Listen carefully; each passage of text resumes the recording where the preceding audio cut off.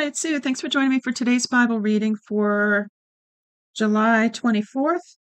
And brand new book today. It's only 3 days worth of reading. Today I'm reading Ecclesiastes 1 through 4. And as always, I will put the link in the description for the overview of the book. Be sure to look at the other links in the description, including the email to get your free 1-year Bible. And feel free to comment your thoughts today. I'm glad you're here with me. Let's get into it. Verse 1. The words of the preacher, the son of David, king in Jerusalem. Vanity of vanities, says the preacher. Vanity of vanities, all is vanity. What does man gain from all his labor in which he labors under the sun? One generation goes and another generation comes, but the earth remains forever. The sun also rises, and the sun goes down and hurries to its place where it rises.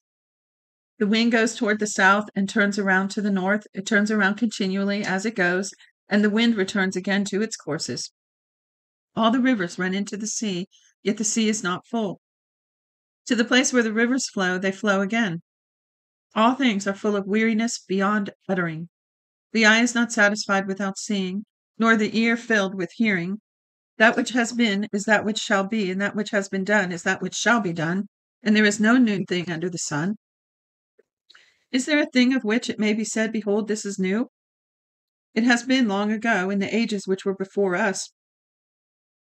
There is no memory of the former, neither shall be any memory of the latter that are to come, among those that shall come after. I, the preacher, was king over Israel in Jerusalem. I applied my heart to seek and to search out by wisdom concerning all that is done under the sky. It is a heavy burden that God has given to the sons of men to be afflicted with. I have seen all the works that are done under the sun, and behold, all is vanity and chasing after the wind. That which is crooked can't be made straight, and that which is lacking can't be counted. I said to myself, Behold, I have obtained for myself great wisdom above all who were before me in Jerusalem. Yes, my heart has had great experience of wisdom and knowledge. I applied my heart to wisdom and to know madness and folly. I perceived that this was a chasing after wind, for in much wisdom is much grief, and he who increases knowledge increases sorrow. Chapter 2.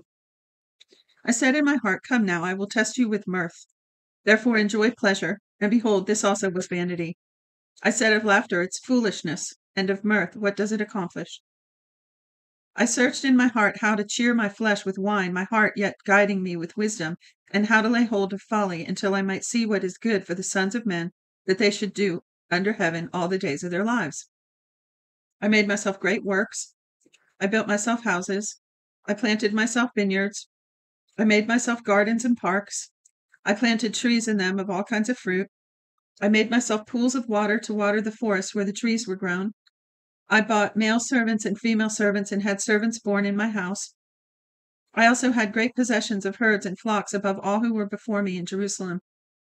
I also gathered silver and gold for myself and the treasure of kings and of provinces.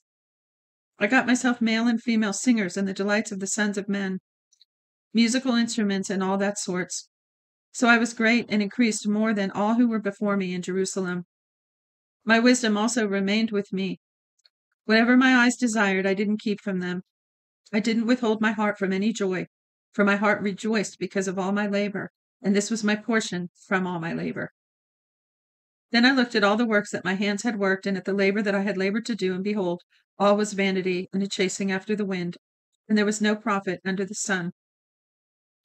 I turned myself to consider wisdom, madness, and folly, for what can the king's successors do? Just that which has been done long ago. Then I saw that wisdom excels folly as far as light excels darkness.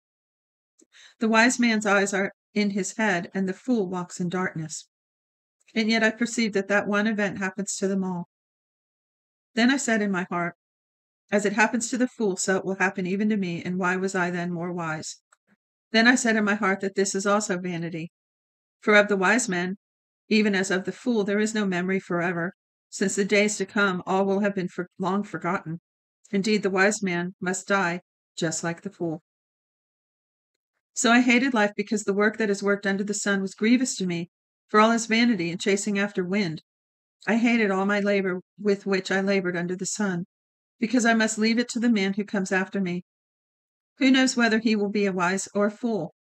Yet he will have rule over all my labor in which I have labored, in which I have shown myself wise under the sun. This also is vanity. Therefore I began to cause my heart to despair concerning all the labor in which I had labored under the sun. For there is a man whose labor is with wisdom, with knowledge, and with skillfulness, yet he shall leave it for his portion to a man who has not labored for it. This also is vanity and a great evil. For what does a man have of all his labor and the striving of his heart in which he labors under the sun? For all his days are sorrows, and his travail is grief. Yes, even in the night his heart takes no rest. This also is vanity. There is nothing better for a man than he should eat and drink and make his soul enjoy good in his labor. This also I saw, that it is from the hand of God. For who can eat and who can have enjoyment more than I? For to the man who pleases him, God gives wisdom, knowledge, and joy. But to the sinner he gives travail, to gather up and to heap up, that he may give to him who pleases God. This also is vanity and a chasing after the wind. For everything chapter 3, I'm sorry. For everything there is a season, and a time for every purpose under heaven. A time to be born, a time to die, a time to plant, and a time to pluck up that which is planted, a time to kill and a time to heal, a time to break down and a time to build up, a time to weep and a time to laugh, a time to mourn and a time to dance, time to cast away stones and a time to gather stones together, a time to embrace and a time to refrain from embracing, a time to seek and a time to lose, a time to keep and a time to cast away, a time to tear and a time to sow, a time to keep silence and a time to speak, a time to love and a time to hate, a time for war and a time for peace. What profit has he who works in that which he labors? I have seen the burden which God has given to the sons of men to be afflicted with. He has made everything beautiful in its time. He has also set eternity in the hearts, yet so that man can't find out the work that God has done from the beginning even to the end. I know there is nothing better for them than to rejoice and to do good as long as they live. Also that every man should eat and drink and enjoy good in all his labor. It is a gift of God. I know that whatever God does, it shall be forever. Nothing can be added to it, nor anything taken from it. And God has done it that men should fear before him. That which is has been long ago, and that which is to be has been long ago. God seeks again that which is passed away. Moreover, I saw under the sun in the place of justice that wickedness was there, and in the place of righteousness that wickedness was there. I said in my heart, God will judge the righteous and the wicked, for there is a time there for every purpose and for every work. I said in my heart, as for the sons of men, God tests them, so that they may see that they themselves are like animals. For that which happens to the sons of men happens to animals. Even one thing happens to them, as the one dies, so the other dies. Yes, they all have one breath, and man has no advantage over the animals, for all is vanity. All go to one place, all are from the dust, and all turn to dust again. Who knows the spirit of man, whether it goes upward, and the spirit of the animal, whether it goes downward to the earth? Therefore I saw that there is nothing better than that a man should rejoice in his works, for that is his portion, for who can bring him to see what will be after him? Chapter 4, last chapter. Then I returned and saw all the oppressions that are done under the sun, and behold, the tears of those who were oppressed, and they had no comforter, and on the side of their oppressors there was power, but they had no comforter. Therefore I praise the dead, who have been long dead, more than the living that are yet alive. Yes, better than them both is him who has not yet been, who has not seen the evil work that is done under the sun. Then I saw all the labor and achievement that is the envy of a man's neighbor. This also is vanity and striving after the wind. The fool folds his hands together and ruins himself. Better is a handful with quietness than 2 handfuls with labor and chasing after the wind. Then I returned and saw vanity under the sun. There is one who is alone, and he who has neither son nor brother. There is no end to all his labor, neither are his eyes satisfied with wealth. For whom then do I labor and deprive my soul of enjoyment? There also is vanity, yes, it is a miserable business. 2 are better than 1 because they have a good reward for their labor.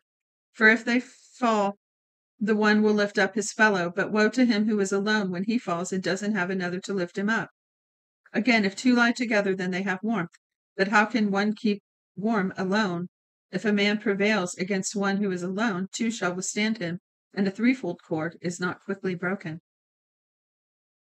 Better is a poor and wise youth than an old and foolish king who doesn't know how to receive admonition anymore. For out of prison he came out to be king. Yes, even in his kingdom he was born poor. I saw all the living who walk under the sun, and they were with the youth, the other, who succeeded him. There was no end of all the people, even of all them over whom he was. Yet those who come after shall not rejoice in him. Surely this is also a vanity and chasing after the wind. That's it for today's reading. Thanks for joining me. Shalom, shalom.